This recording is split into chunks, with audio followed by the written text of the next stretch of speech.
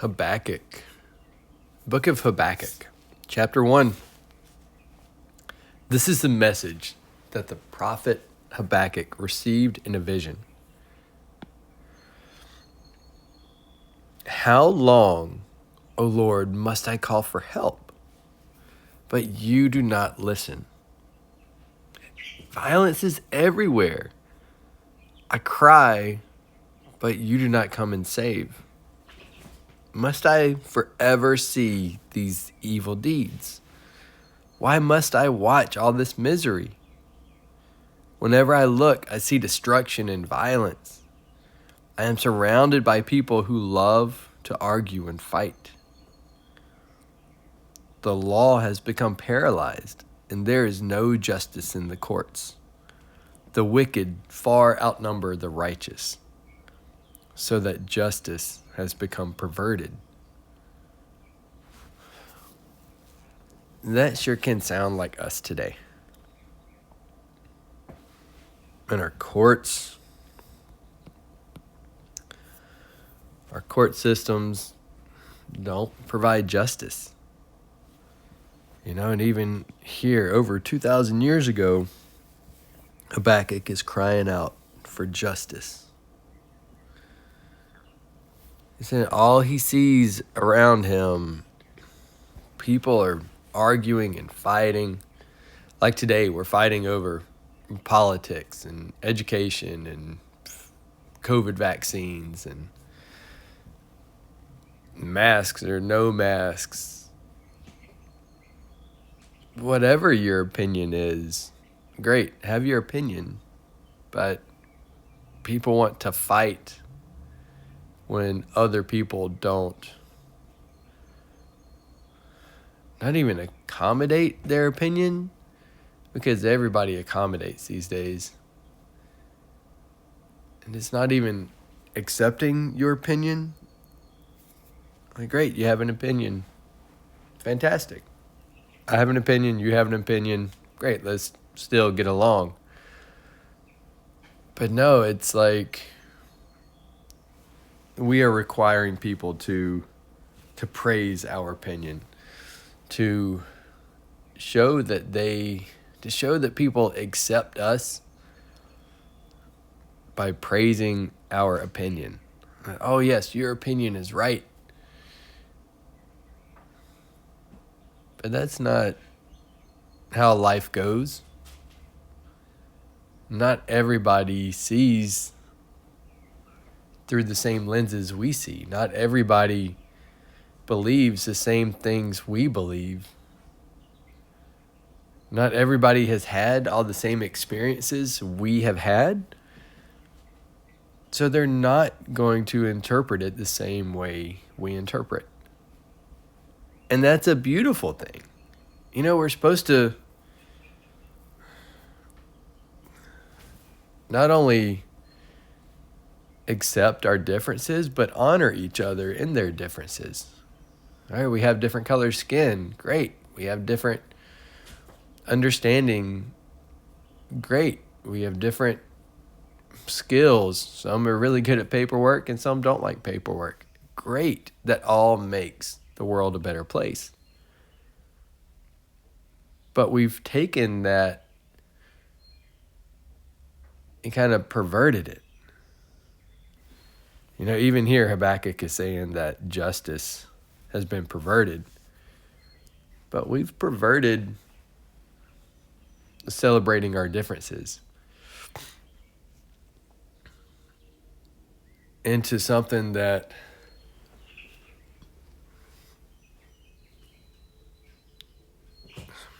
I don't know exactly how to say it. We're trying to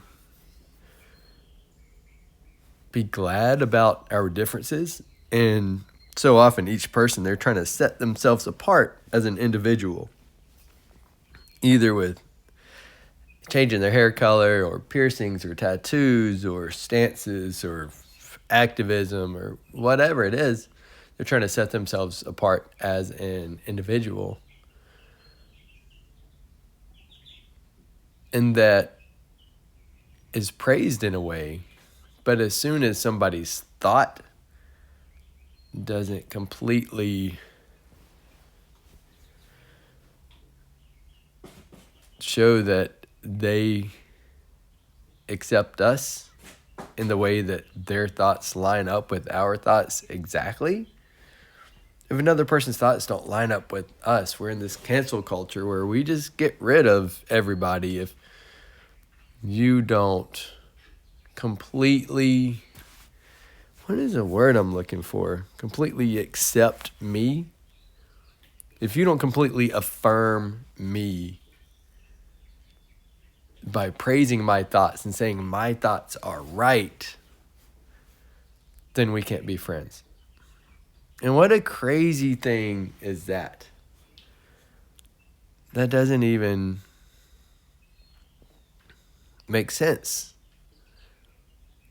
We praise individuality, but we cancel people if they don't affirm us by completely following along with our opinions.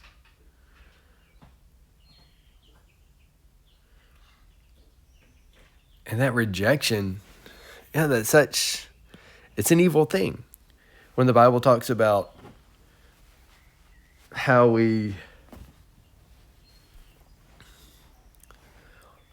the Bible talks about the fruits of the Spirit, right? It talks about good things. It talks about love and peace and joy and kindness and goodness. And those are treating other people the way we want to be treated. Those are all ways that we engage with other people. But then when it describes evil deeds, it talks about separation and division and arguing and backstabbing and breaking promises.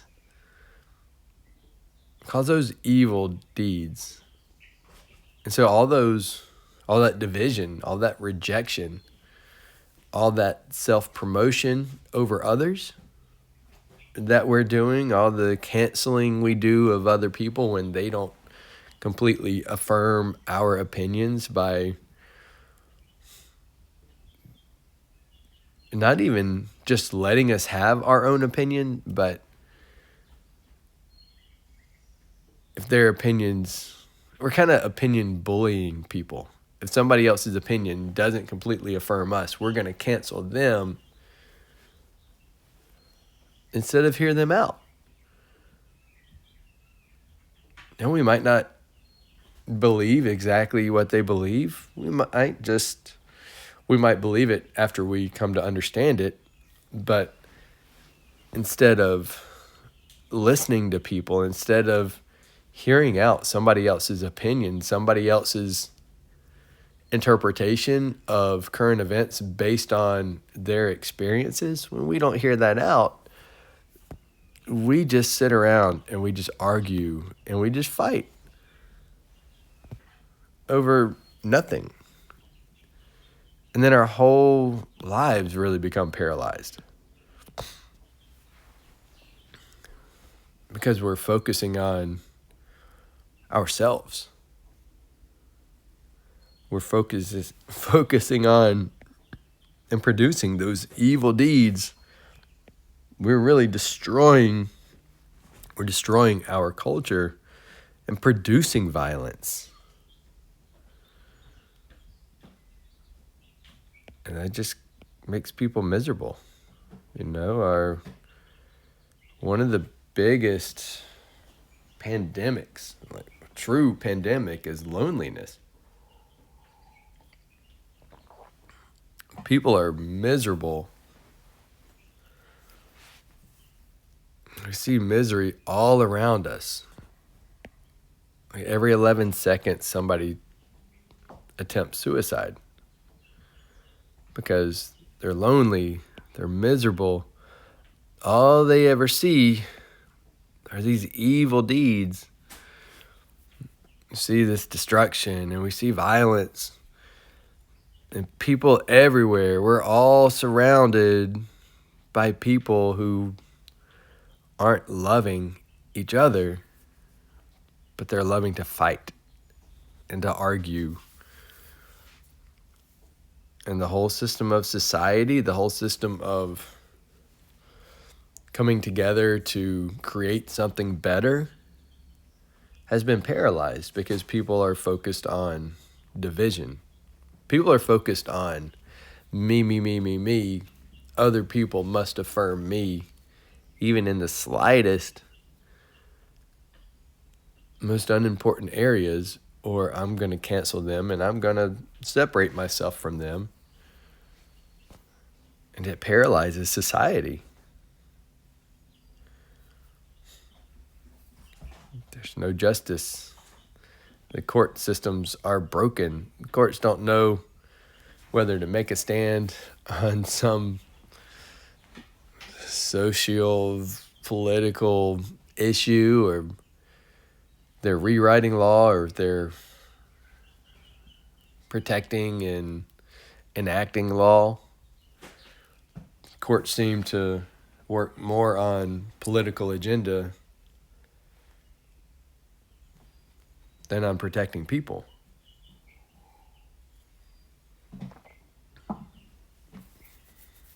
At least that's been my experience with court. And particularly it's with divorce, that as a dad, the court systems are against you, regardless of the truth or what happened. Like, the attorneys, instead of looking out for the long-term good of the family, because even when a couple gets divorced, they're still together. You're still raising kids. There's still money going back and forth. There's still medical bills. There's school. There's baseball. The parents are going to be involved in each other's lives if the parents decide to be involved in the kids' lives.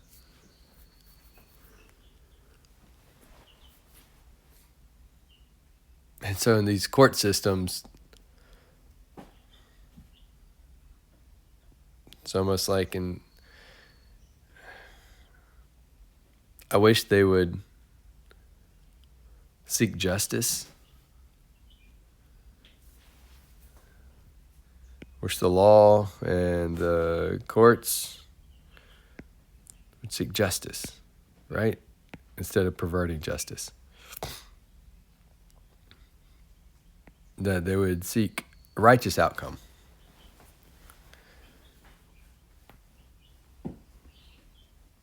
Instead of attorneys presenting in court like they're fighting against each other, but in truth, they're buddies and they really work together a lot of the time. They're probably working on cases together at that moment, even though in court they are on opposite sides, and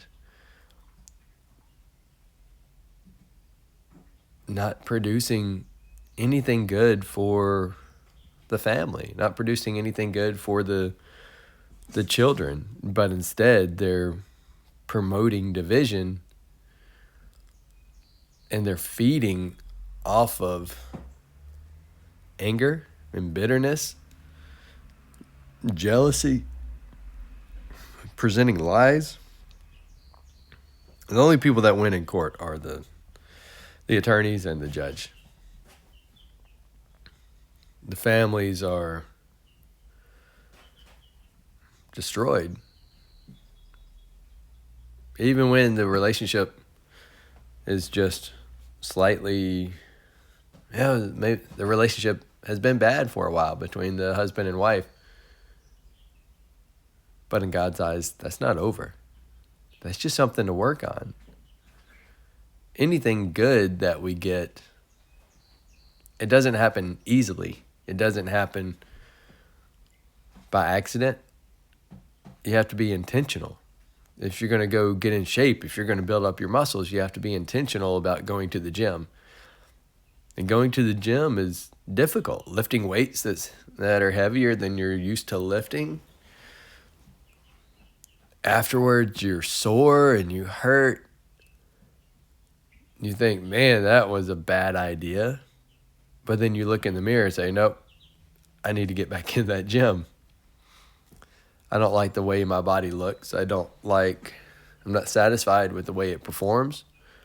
So I need to get back in the gym, even though it's hard, even though it's difficult, even though the result is painful, even though we prefer sitting on the couch and watching TV, and that's comfortable and easy. Doing the things that are easy are not the things that are good for us. And the same thing applies to marriage. Same thing applies to court. Same thing applies to society. The same thing applies in every area of life, that we can't just sit around and wait for other people to do the things for us that we want to be done. We can't, in a marriage, we can't avoid issues and expect the other person to cater to us and just to keep on buying us flowers and the marriage to be good. No, it takes work. It takes difficulty. It takes challenge and persistence, and it takes pain to make a marriage work.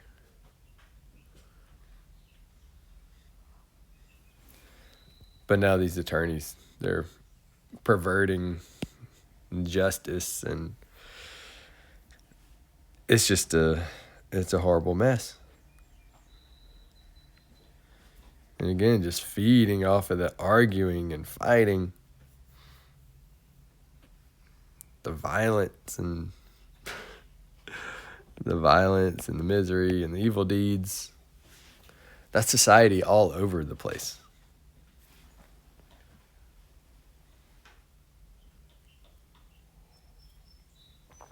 There are divorces constantly.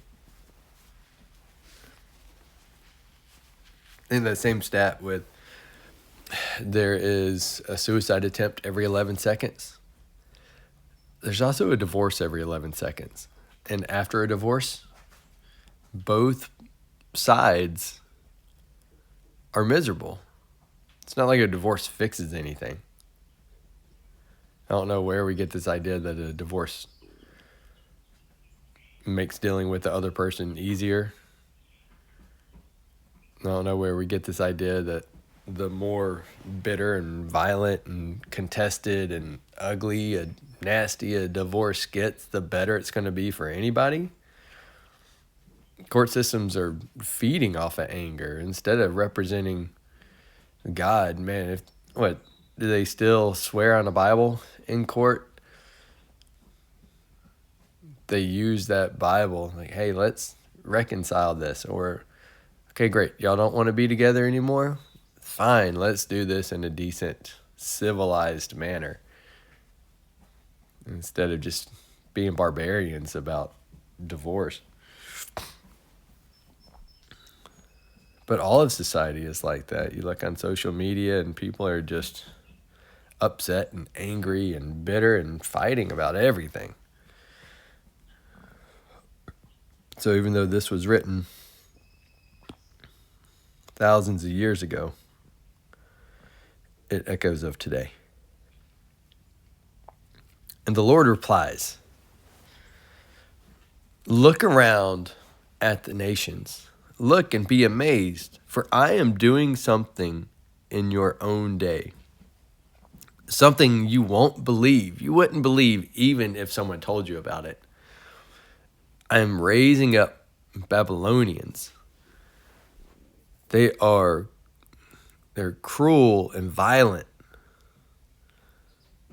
You won't even believe it if somebody tells you, but I'm telling you, I am raising up these Babylonians, these cruel and these violent people, these people that are evil and wicked, that back in that day, the Jewish people thought they were, the only pure and clean race. They were God's chosen people and still are, but God has brought us in and he's chosen us. He's kind of opened salvation up to everybody. It's like he's opened his acceptance and his goodness both in eternal life for heaven and a great, full, and satisfied life now. He's opened that up to everyone. And in the day, God said, look, I'm using a people that you wouldn't expect me to use. They're cruel and they're violent. They march across the world, and they conquer other lands. They are notorious for their cruelty and do whatever they like. Their horses are swifter than cheetahs and fiercer than wolves at dusk. Their charioteers charge from far away like eagles. They swoop down to devour their prey.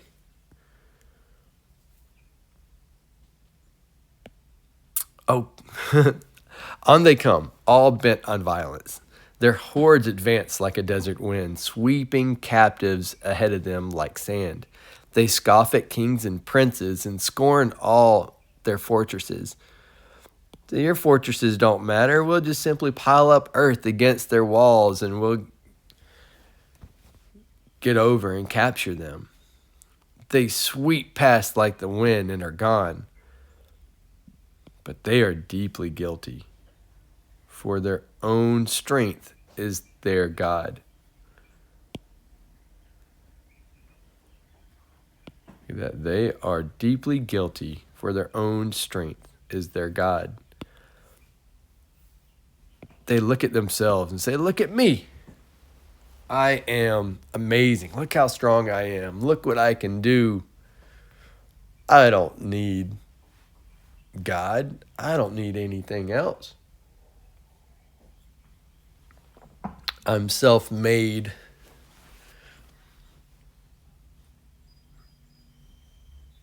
And their strength, their violence, their cruelty is their God.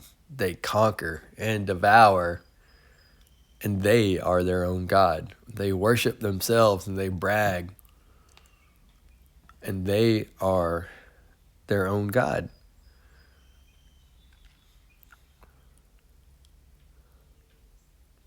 Again, look at that through the lenses of modern time, of current time.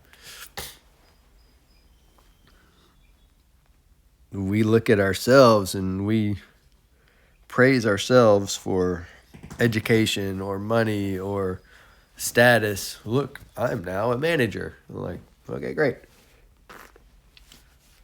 I've achieved VP status or a president of this or a leader of that or whatever, $1 million club for selling this. And that's great. Happy for you.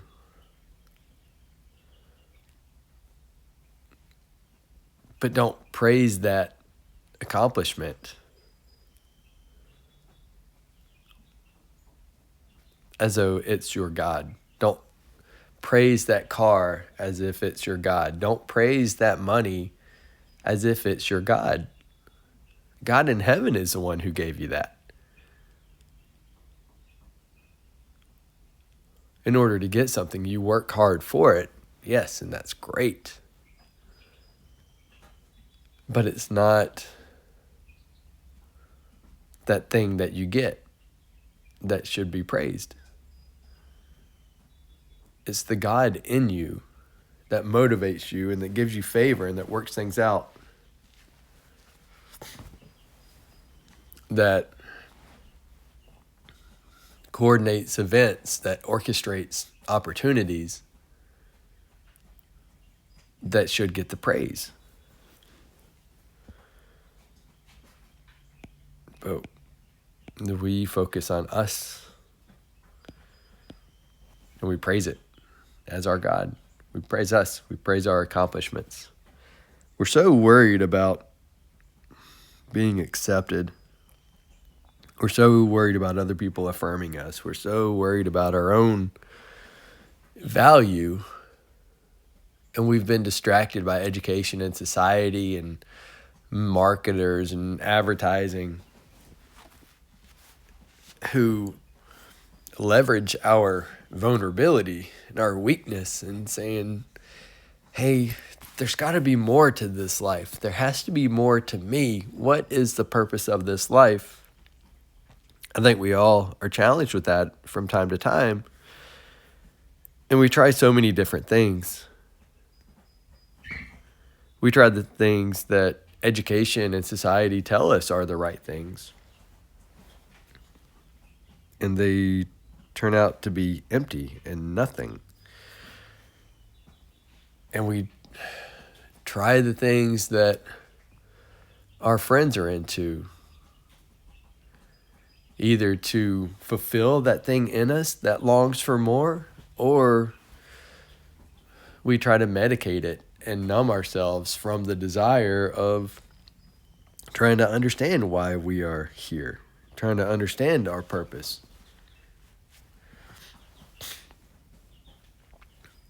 So often, instead of hoping for the answer, we turn to a coping mechanism. You're either hoping or you're coping. You turn to that coping mechanism just to turn off your thoughts, to turn off your brain. Either you do it to hide from pain, like I did after my divorce. Just, I can't take this. I don't understand why, and I just have to turn it off. And so I tried to drown my pain in a bottle. I tried to hide it in a TV. And that doesn't fix anything. And we know that. Intellectually, we know that. But emotionally, when we're in the midst of that storm,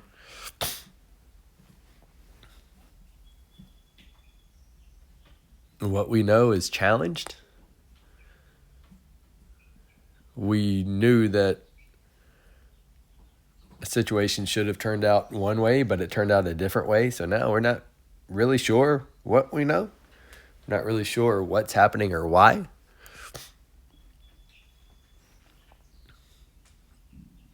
And so your intellect is left without an answer.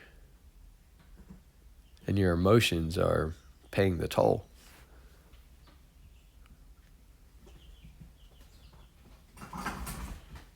And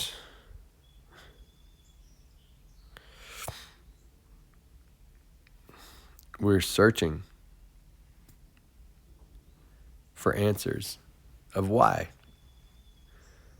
Why am I here? Why do I have breath? Why do things turn out that way? And all the time it's God trying to get our attention. It's God calling out to us. It's God's spirit calling out to our spirit. Like, we're so much more than flesh. We have hands and bones and muscles, but those things are not us. Our us is inside. It's our heart, it's our spirit, it's our soul. Which again are different things. Our thoughts, our will, and our desire fight against each other. We know we should go to the gym, but I really want that cookie and that ice cream. And I feel like sitting on the couch. And I feel like there's so many things going on around me that intellectually and willfully I know what I should do, but it seems too big of a burden. And so your mind and emotions are at war. Your desires to do good and your wants to be comfortable are two different things.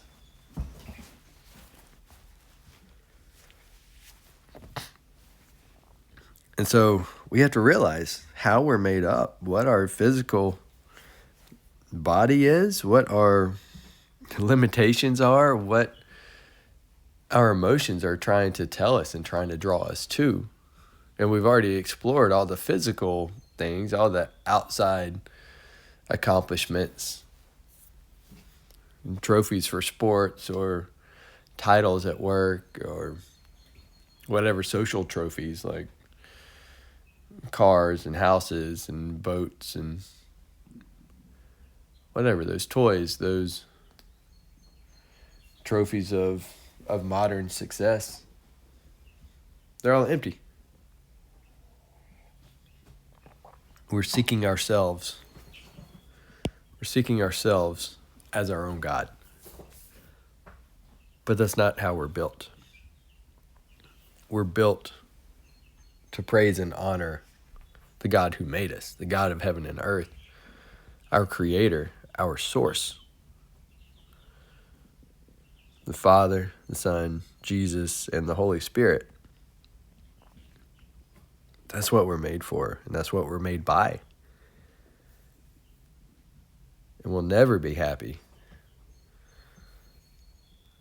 as long as we keep praising our own as a God.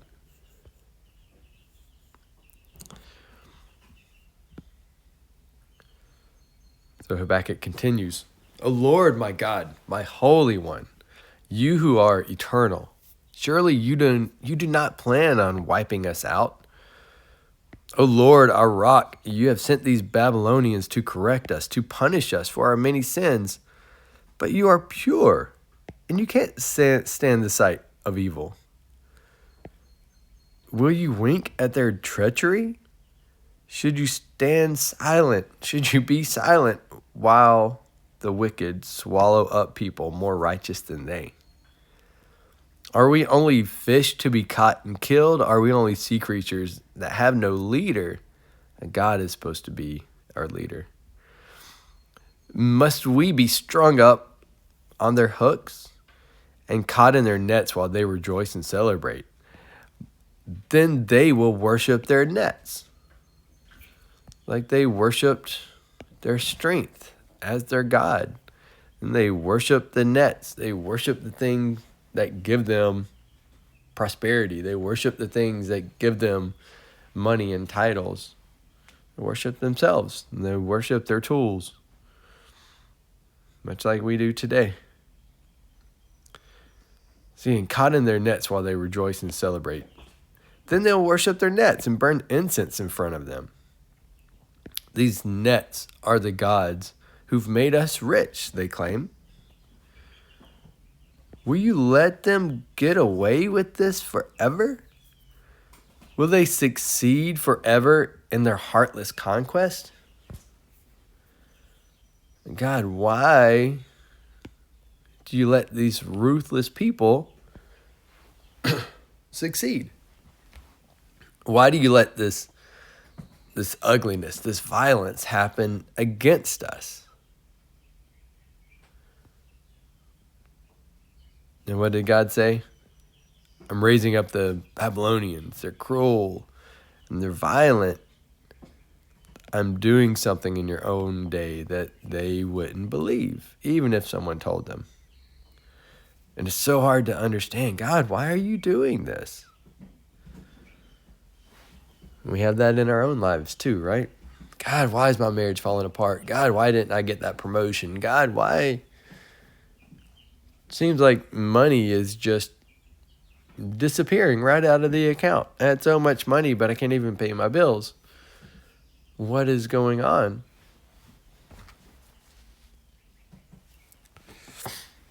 Why is this happening? And those things are supposed to draw us to God. God, I don't understand why this is happening. I don't understand how to fix it. God, this seems like a hopeless situation. Why are those other people succeeding? Why in the world? Sometimes we think God works one certain specific way, when really he works in many ways. God isn't limited in what he does or who he uses or how he goes about things. He is the creator. He created all of this. Everything around us, from the trees, the birds, the grass, the plants. Then he created us people and gave us some skills so we can turn those trees into benches, and we can turn that grass into fire or compost or whatever. That's just following God's plan. and we follow God's plan and we think we've created something, it's absurd. We get all cranky whenever we have an idea and somebody else takes the credit for it. But isn't God so gracious? He creates the system and we copy it and take the credit for it. And he's happy for us when we do.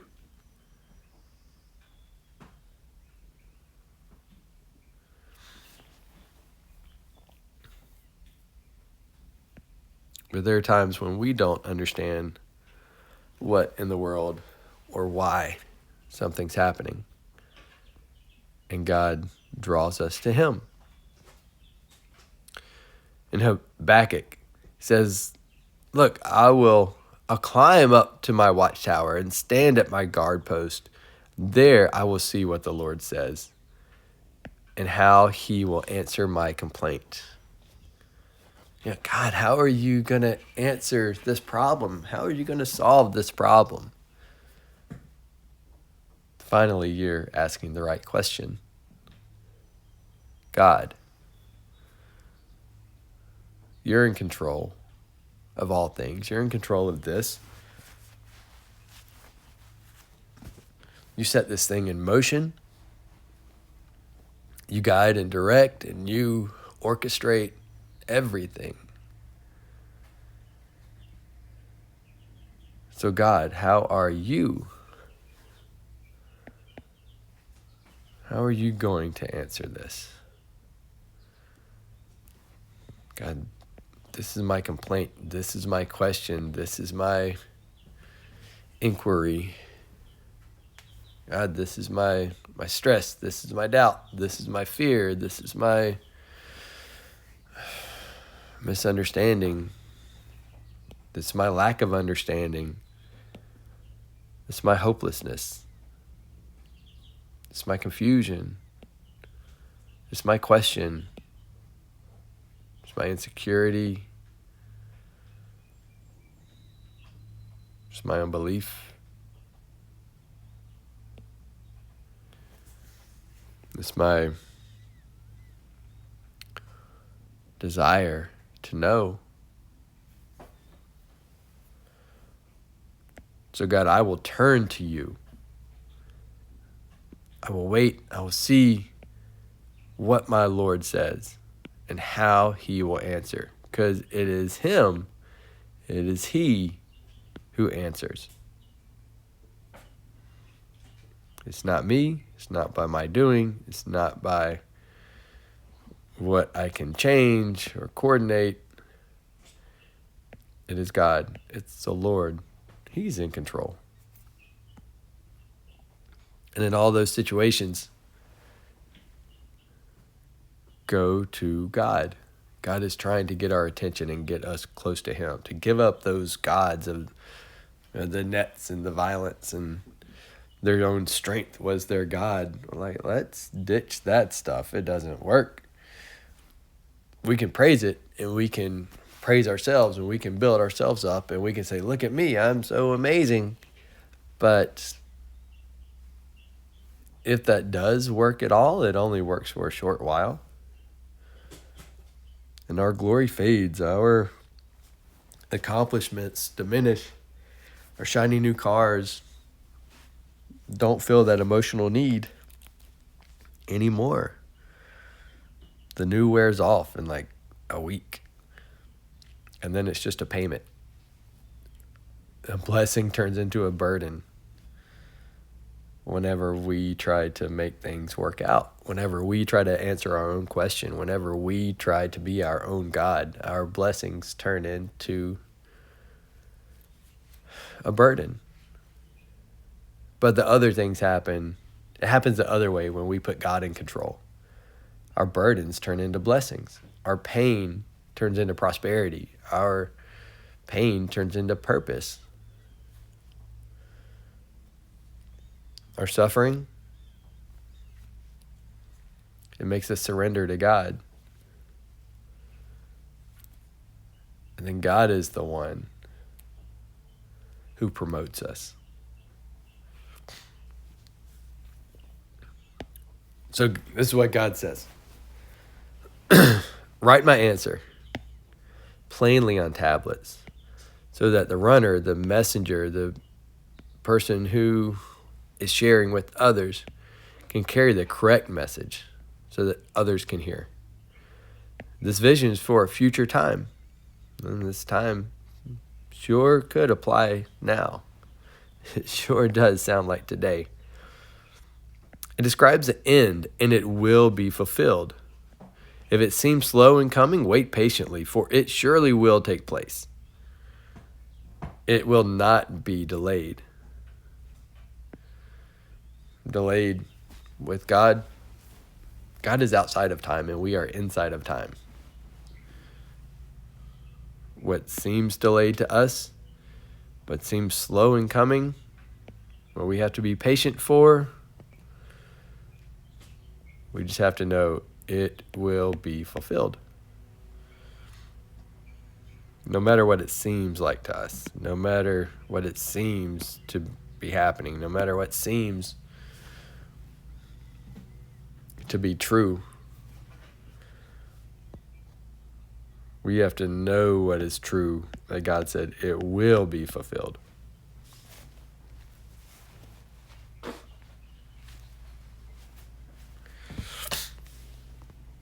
He says, look at the proud. Look at those people who honor themselves. Oh, they trust in themselves, and they live lives, and their lives are crooked. But the righteous will live by their faithfulness to God. The righteous will live by faith. Live by faith in God. It's not trusting themselves. It's not trusting ourselves. It's not trusting what our lives produce. Sometimes it is produced crookedly. It's produced by lying and cheating and stealing and taking something away from a good priority and focusing on work, taking away from family and only focused on work, only focused on money, only focused on success, only focused on my pride, on my prosperity, on my, instead of our family. Society teaches us to be workaholics. That is something to be praised and honored, to give up a family, to try to provide for a family. But that's crooked. That's twisted.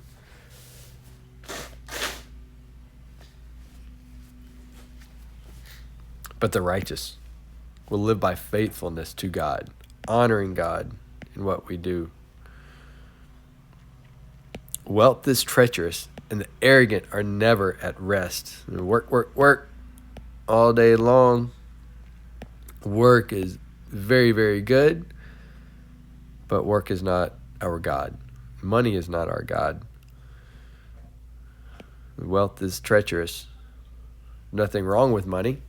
God uses money, and money is a tool, but that is not something to work so much that you never get rest, that your family never gets to see you, that you never get to enjoy what God has given you. Wealth is treacherous. The arrogant are never at rest. They open their mouths as wide as the grave, and like death, they are never satisfied. I need more. I need a bigger office. I need a better car. I need something new. The newness wore off. I need a new phone. I need a new tablet. I need a new house. I need a new wife because this one's just not doing so great. I need a new husband. He doesn't buy me flowers so much. I need new kids because they're being frustrating. But people, we are never satisfied when all we focus on is wealth of some sort. Financial or social or education or even religious. I know a lot of religious people that religion is their wealth, that they get pride from religion, that they try to find satisfaction in being the most elite, the most smartest, the most educated, the most biblically accurate, the most sanctified, but it turns into something ugly. It turns into a me fest. Look what I can do, look what I have done, and look what I've accomplished. Instead of giving all that to God. And their greed for whatever it is, for education or for social status or for whatever, their office or their title, again, that same old mess. And their greed, they're gathered up by the nations. They're swallowed up by people.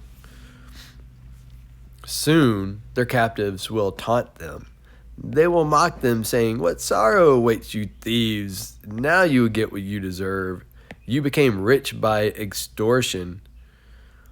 And sometimes that extortion is extortion of our family, that we take from our family to give to work. And our family suffers, our kids suffer. Doesn't matter if it's financial or for charity or for religion or for sport or for play or for performance or for singing or whatever. Extortion, we steal from something in order to give to something else. But how much longer can this go on? Suddenly your debtors will take action. They will turn on you.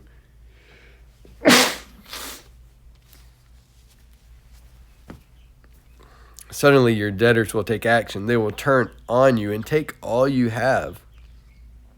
All that stuff is meaningless, and they can take it at any time. We try to have security in our stuff, in our money, in our finances, but it can be taken by anybody. It can be taken by a lawsuit. It can be taken by the government. It can be taken by the IRS. It can be taken by a thief. It can be taken by bill collectors. It can be taken by a wife. It can be taken by kids. It can be taken by whatever. The list goes on. They will turn on you and take all you have while you stand trembling and helpless, because you have plundered many nations, many people. You've stolen from one and taken. Now all the survivors will plunder you. You committed murder. You committed murder through the countryside and filled the towns with violence. You filled the towns with selfishness. You filled the towns with, man, everybody has to accommodate me. My opinion is the one that matters. Everybody else is wrong. Everybody else is twisted. You must follow my party. You must follow my vaccine. You must follow my opinion. You must follow my belief. You must follow what I was taught in school.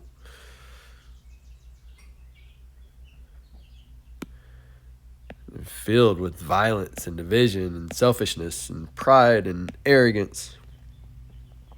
What sorrow awaits you who build big houses with money gained dishonestly. You believe your wealth will buy security? So many marriages fail because, well, the truth is communication, but we'll blame it on finances and security and whatever. People seek security in all the wrong places instead of seeking security in God.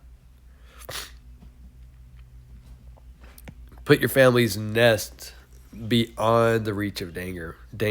Put your nest egg, put your financial, put your retirement, protect your home. But by the murders you committed, by the thieves, by the treacherous acts you done, by the lies, by the dishonesty, by the taking from your family and giving to work, that's kind of a murder. Because Jesus said, even if you think hatred, if you are angry at your neighbor, if you're angry, then that's the same as murder. So even if your thoughts are negative and harsh and hateful, God's eyes, that's the same as murder. That kind of opens up the reach of what all this is talking about, doesn't it? You have shamed your name and forfeited your lives.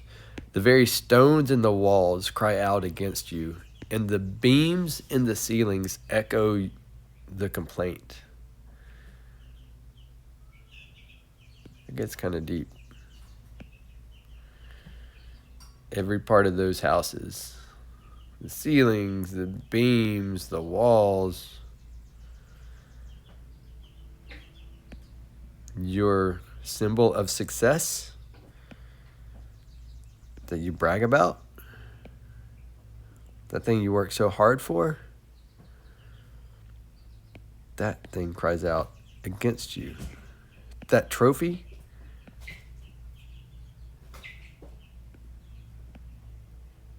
is your problem. The symbol that you think is a symbol of success, it's a symbol of punishment. It cries out against you. You think it cries out for you, but it cries out against you. It is the thing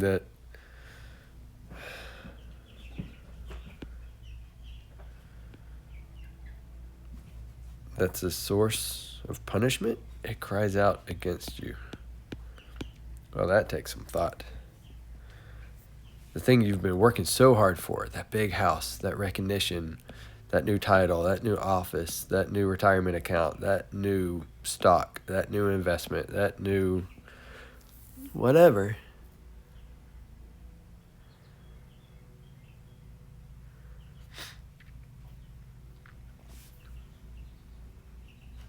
That new thing cries out against you.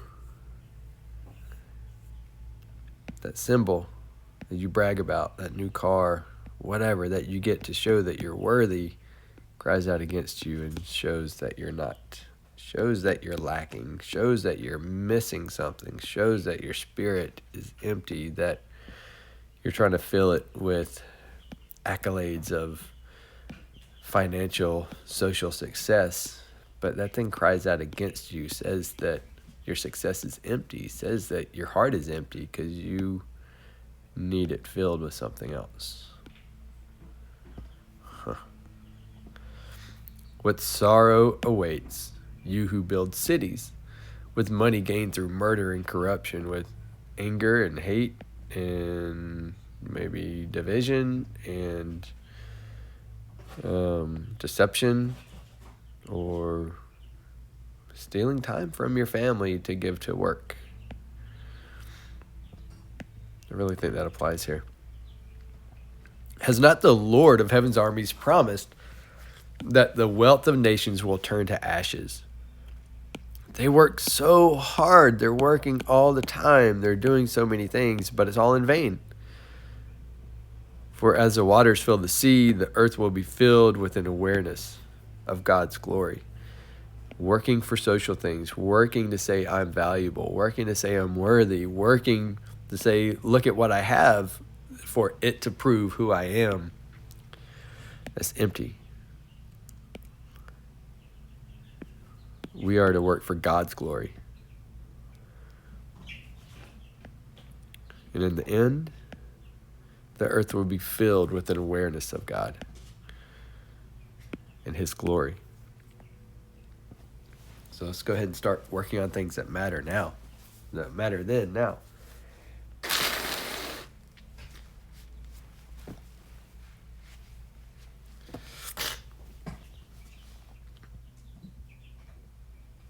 What sorrow awaits you who make your neighbors drunk? You force your cup on them so you can gloat over their nakedness or their drunkenness or their shame or the words that they say when their guard's down. But soon it will be your turn to be disgraced. Come drink and be exposed. Let your words go freely, your secrets be revealed. Drink from the cup of the Lord's judgment, and all your glory will be turned to shame. You cut down forest of Lebanon, now you will be cut down. You destroyed the wild animals, now their terror will be yours. How many places, forests and stuff, have we destroyed? Have we not taken into account the way God does things? And we do things our own way, and it destroys not only you, not only us, but it destroys our world. It destroys the earth. So now their terror will be yours. You committed murder throughout the countryside. Remember, that's just hate, that's anger, that's division, that's selfishness. You think an evil thought is the same as doing the evil thing. That is a hard thing to wrap your brain around, but realize this world is more than the physical things, and our bodies are more than our skin and our flesh. We are the creatures inside this body. This body is just a tool, kind of like money is a tool to do whatever we need to do. Our body's just a tool. It's not something to be praised, but it's just something to be used by our spirit, by our soul. And when our spirit and our soul think ugly things, it's the same as our body doing them. And filled the towns with violence.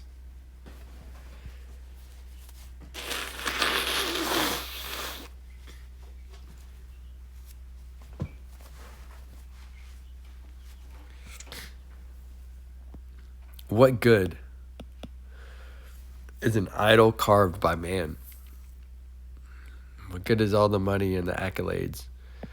Or a cast image that deceives you, your status or your title? How foolish to trust in your own creation, a God that can't even talk, your money that can't even do anything?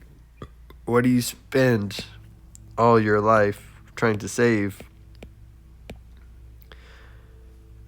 Trying to gain, trying to hoard, trying to whatever the word is I'm looking for, trying to get and get and get. Just so you have enough till you die.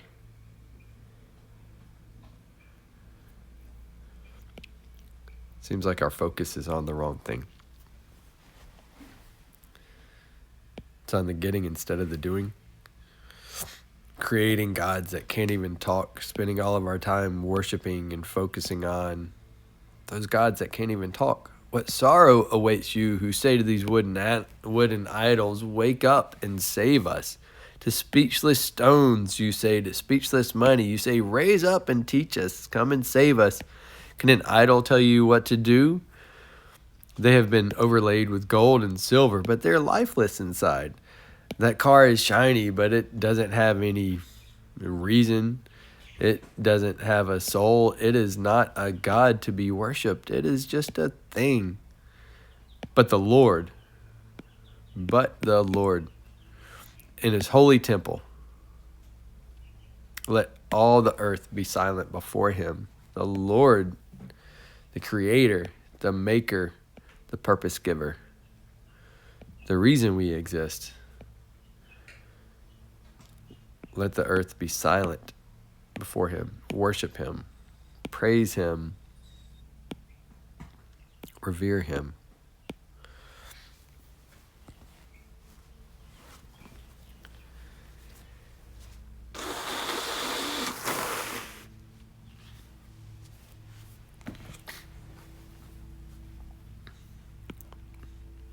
This prayer was sung by the prophet. You know, you can sing a prayer. When you sing, it's praying. I've heard all about you, Lord. I'm filled with all of your amazing works. In this time of our deep need, help us again as you did in years gone by. And in your anger, remember your mercy. I see God moving across the desert from Edom, the Holy One coming from Mount Paran. His brilliant splendor fills the heavens, and the earth is filled with his praise. His coming is as brilliant as the sunrise. What a beautiful thing that is, to sit and watch the sunrise, sit and watch the Lord come. The rays of light flash from his hands. Where his awesome power is hidden, pestilence marches before him and plague follows close behind. Man, what is the Lord doing? What is God doing? When he stops, the earth shakes. When he looks, the nations tremble. When he looks, the nations tremble. He shatters the everlasting mountains and levels the eternal hills. There's so much in the Bible about the hills being leveled, that the mountains running flat, don't worry whenever the earth trembles and the mountains are leveled. God is doing that. Don't worry when the earth shakes and the plague and the pestilence. God in his awesome power. He even brings the light. God does these things. So you, his people, don't worry. He is the eternal one. I see the people of Cushan in distress. He sees all of us in our distress. And the nations of Midian trembling in terror. Was it in anger, Lord, that you struck the rivers and parted the sea? Struck the rivers with blood and pestilence and all that stuff that he did in Egypt. And he parted the sea so that his people could pass. Were you displeased with them? Now you were sending your chariots of salvation. You brandished your bow and your quiver of arrows. You split open the earth with flowing rivers. The mountains watched and trembled. Mountains watched and trembled. Again, they're going to fall and be flattened. Onward sweep the raging rivers. The mighty deep cried out, lifting its hands in submission. The sun and moon stood still in the sky. Stood still. Man, time stopped. Wonder if that's what that means. As your brilliant arrows flew. You know that's happened before. Time has stopped. Time has stood still. There's a story about that. There was a battle going on between God's people and somebody else, and they needed more time in the day so that they could defeat their enemy instead of their enemy being able to go back and recuperate and rebuild its forces and come back stronger the next day. So God made the sun stand still in the sky. It was like, I don't know, 6 or 10 hours or something. It just stood still. As your brilliant arrows flew by and your glittering spear flashed, you marched across the land in anger and trampled the nations in your fury. You went out to rescue your chosen people. You, God, you rescued your people. To save your anointed ones, to crush the heads of the wicked and strip the bones from head to toe. That is pretty severe. With his own weapons, you destroyed the chief. With his own weapons, you destroyed him. You destroyed the chief of those who rushed out like the wind, thinking Israel would be easy prey. You trampled the sea with your horses. The mighty waters piled high. I trembled inside when I heard this. My lips quivered with fear. My legs gave way beneath me, and I shook in terror.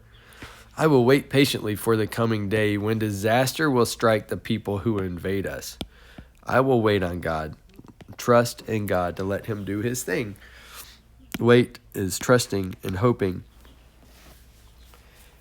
and expecting.